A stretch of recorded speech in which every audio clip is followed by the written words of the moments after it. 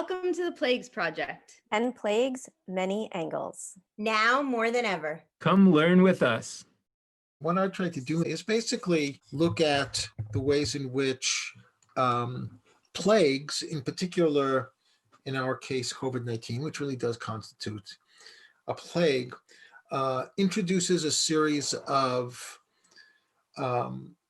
theological barriers or challenges that are often kind of overlooked because we spend so much of our time dealing with health crises and staying safe and so on and so forth. But one of the interesting things that I tried to argue in this essay is that, in fact, the theological challenges of plagues often outlive the plagues themselves. So I wanted to address that a little bit. And the way that I do this is to go back to the Talmudic sugi, the Talmudic discussion about plagues. And there's really only one major, I didn't say major, but one primary Talmudic discussion about plagues that we find in Baba Kama 60b. And what I wanted to introduce in terms of how I see the Talmud dealing with this question is that plagues introduce a certain kind of category of the arbitrary that is both very troubling for the rabbis, but also I'll show very liberating for the rabbis as well. And what I mean by the arbitrary is that generally speaking, for example, if we want to juxtapose plagues to famine, and there's a great deal of discussion about famines. The tractate Ta'anit speaks mostly about famines. Famines seem to be fairly comfortably situated within a covenantal paradigm. That is, the idea that there's a famine is a sign that the Jews are doing something wrong. And so most of Tractate Ta'anit deals with fast days instituted after 30 days of a famine, after this amount of time of a famine. As the famine gets worse, the Jews have to engage in acts of repentance and acts of fasting in order to be able to appease God to end the famine. Now, also famines were, in the ancient world, I mean, they didn't necessarily know exactly why they happened, but there are certain ways in which they're quite understandable. There's no rain, stuff doesn't grow. I mean, it's pretty kind of simple. Whereas plagues are a much more complicated story in the ancient world. And there were many, many plagues, of course, that happened throughout the history of human civilization. Within our Judaic context, of course, we have the plagues of Egypt, but the plagues of Egypt are really a kind of counterfactual to the way plagues really work, because the description of the plagues in Egypt were actually quite laser directed in a sense. In other words, they were understood the way they're described in the narrative of the Hebrew Bible as God is bringing on these plagues in order to punish the Egyptians, in order to get them to allow the Israelites to leave.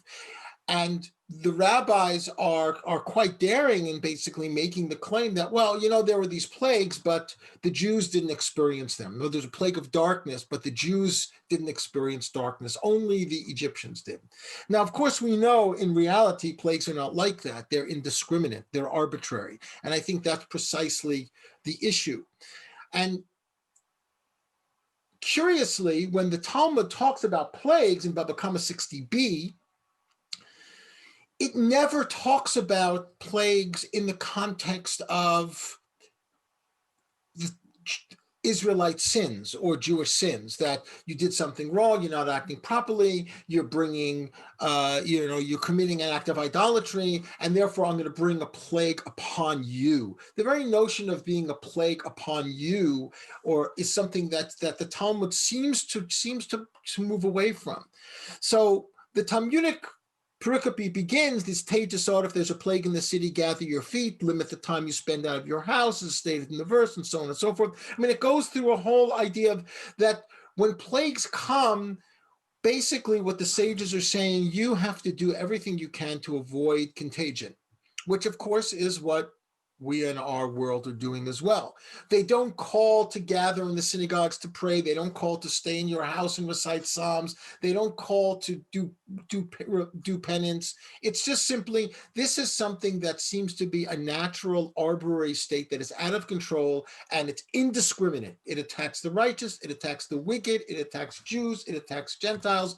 There's no difference between them. And this raises a whole theological problem. And the theological problem is that within a covenantal paradigm, basically the tradition wants us to understand that our fates, our lives, our destinies are somehow tied into this covenantal relationship of reciprocity that we have with God, so that if we do something wrong, we get punished. Now, that's not to say that every time we do something wrong, we get punished, or every time we do something righteous, we get rewarded, right?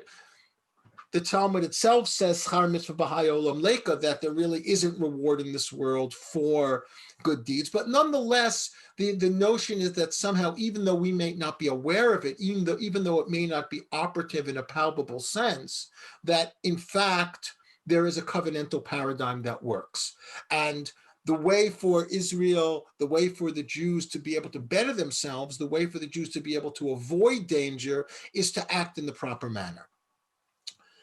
This is how it understands the covenant. This is how it understands exile. Mipnei chata'enu galinu ma'artzenu. We read in the Musaf Amidah, because of our sins we were exiled, and because of our righteousness we will be redeemed. But they don't say that about plagues.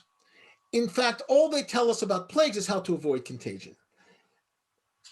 Now, one of the interesting things that I want to introduce here as a way of getting at this is that there's a difference between uncertainty and arbitrariness. So uncertainty, or safek, is a major category within the Jewish legal tradition. Moshe Halbertal just published a book on the concept of doubt, of safek, and how it works. That's to say that doubt usually functions in a case, for example, in the Mishnah on Shabbat, where, if a wall falls on Shabbat and you want to know whether it's permissible for you to go in and desecrate Shabbat in order to take the stones away to save lives, there's a whole series of layers of doubt. That is, do you know somebody's there?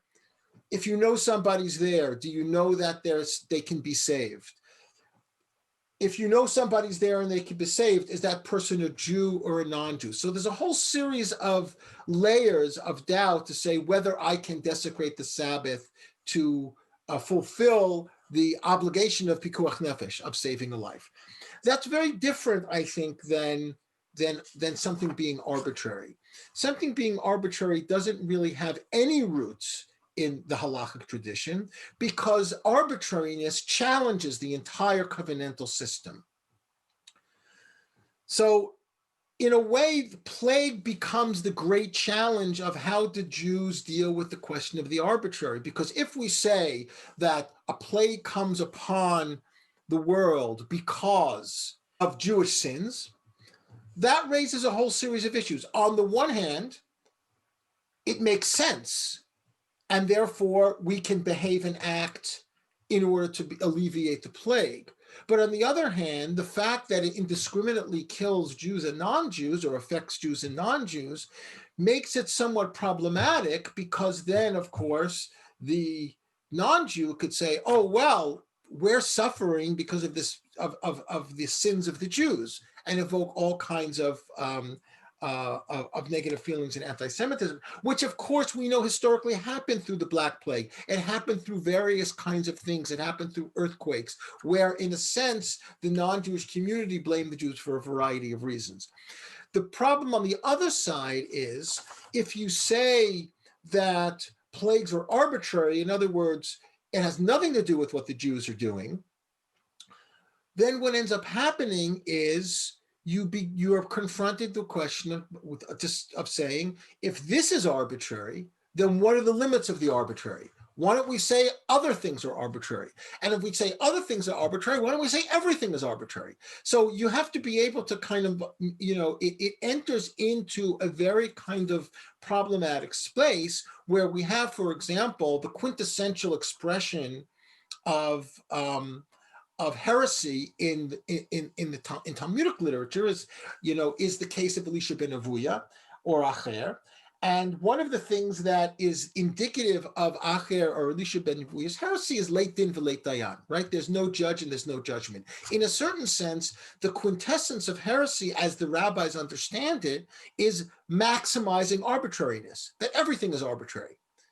And if everything is arbitrary, then there is no covenant. And if there is no covenant, then there's nothing actually to keep the Israelites or the Jews engaged in this relationship with God. So in a certain way, heresy itself is maximizing arbitrariness. And yet, if we say that plagues are arbitrary, we're introducing a category of the arbitrary that doesn't really cohere with any consistency vis-a-vis the covenantal tradition. And so in a certain sense, I think Jews are kind of stuck. On the one hand, they don't want to say that plagues are because of Jewish sin, because then you have the non-Jew suffering equally that will then blame the Jew. You don't want to say that plagues are arbitrary because then you're introducing a concept that then demands you to be able to somehow adjudicate what's arbitrary and what's not arbitrary. And I think that you see this in the tradition. So in my essay, I kind of go through a variety of medieval glossators and commentators to the Talmudic sugya, as well as a couple of other sugyot, where you see a kind of struggle to be able to understand the nature of the plague as arbitrary and the dangers of the plague as arbitrary. And one of the things I show is that in the Middle Ages, you have certain individuals who begin to push back against the Talmudic understanding of the arbitrariness of the plague. One example is Moses Cordovero in Pardes Ramonim, where he says that the Zohar says that at the time of a plague, a person should cover their forehead so that the angel of death will not recognize his sins. This is kind of clearly a reference to the Egypt narrative.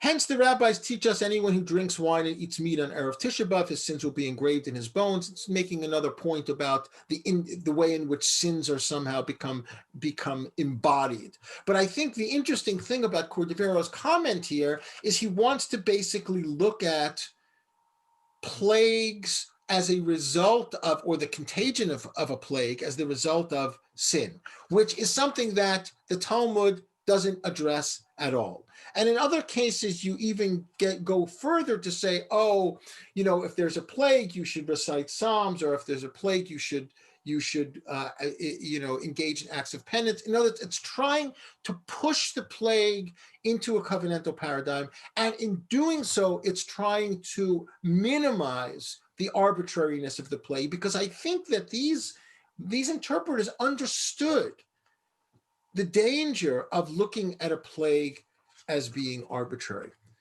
So what I tried to do in this essay is basically say, in a sense, the plague puts us in a theological conundrum, not unlike other more man-made atrocities, like, for example, obviously, the Holocaust, where you have the same kind of thing which is generating post-Holocaust theology. That is the question of, was God in the Holocaust or not? And you say, well, if God was in the Holocaust, then what kind of God is it? And if God was not in the Holocaust, then where is God ever, in a sense? And that kind of crevasse, in a way, puts us in the place of trying to understand the impossibility of God being in the Holocaust and the impossibility of God not being in the Holocaust. And out of that is born post-Holocaust theology.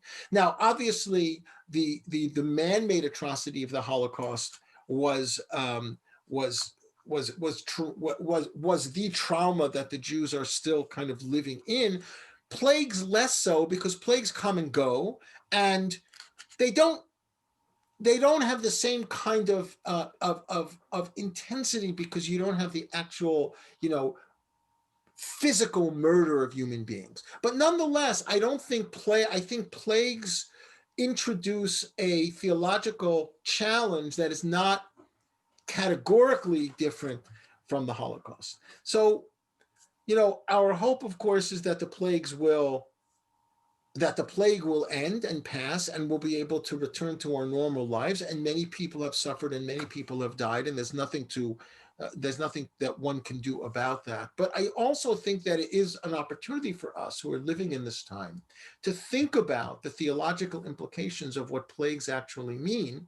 And by looking back at the tradition, starting with the Talmudic Sugya and then through all of the interpreters, we can see the tension between the need of the arbitrary and the impossibility of the arbitrary as two poles, in a sense, which allow us to kind of theologically and to creatively and theologically come to understand the nature of the covenant.